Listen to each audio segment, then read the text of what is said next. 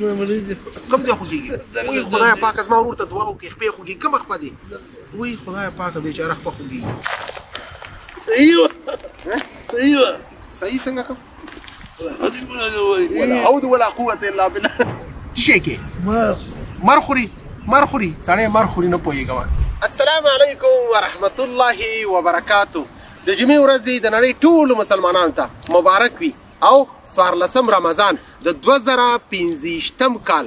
نن ورځ یو ځل بیا عطا فاونډیشن 101 کورنیو لپاره مواد رانیولي دي چې دا په یو کورنۍ قیمت 4750 افغانۍ.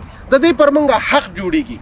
زه په تاسو باندې هم غږ کوم کوشش وکړئ په دې رمضان میاشت کې او د دې په څیر نورې داسې ورځې د فقیرو د مسکینو خیال وساتو، په خپل ګاونډ کې په خپل کلي کې او داسې نور په ډیری لارو کې وګورو.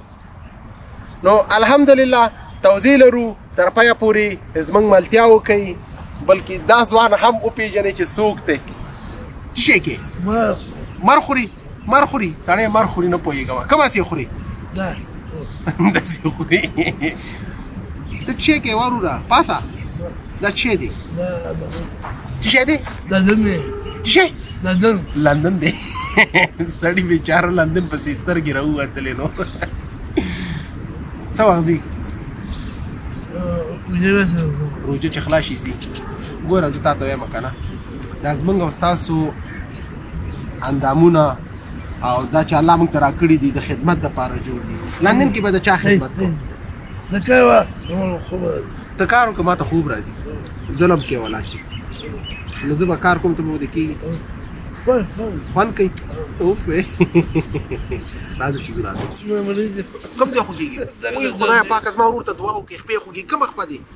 وایي خدایه پاکه بیچاره خپه خوږېږي. خیر دی زه الله دې ورته ښه کړي. دعا ورته وکړې زما ورور ته چې الله صحت ورکړي. داسې خوږېږي؟ نه خدا نه خسته مړه داسې مه وایه که نه داسې خوږېږي. الله اکبر. ته کښېنه ته مریض زه یې وړم ښه وروره. ای الله خیر راځه.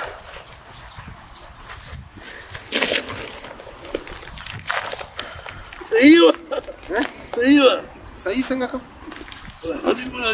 ولا حول ولا قوة الا بالله. نو کوم هسې کېدم؟ سټ کې؟ خدایه پاک صحیح شو؟ ټولې چې بل هم درته کېږي نه دی دروند. راځه.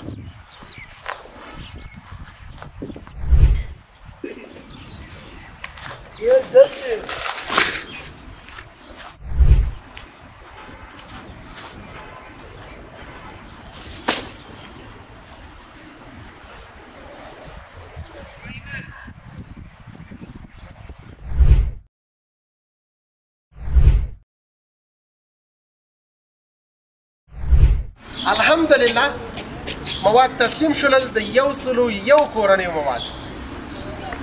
نن د جمعې مبارکه ورځ دا 14 رمضان دی د 2025 کال. الله رب العزت دې په خپل دربار کې قبول کړي. زه په تاسو باندې هم غږ کوم راځئ مرسته وکړو موږ وکړو په خپل لاس یې وکړو. واقعیت زموږ ستاسو په وطن کې فقیر مسکین یتیم کونډې شته په ګاونډ کې شته. مهمه نه ده چې د بل په لاس وشي. راځئ چې خپل هغه ثواب او خپل هغه قدمونه شامل کړو. دا وه د نن ورځې خپرونه د 101 کورنیو موادو تسلیمېدل د هرې کورنۍ ته. تر بلې خپرونې ستاسو په درانه خدمت کې حاضرېږم. ښه وخت. السلام علیکم.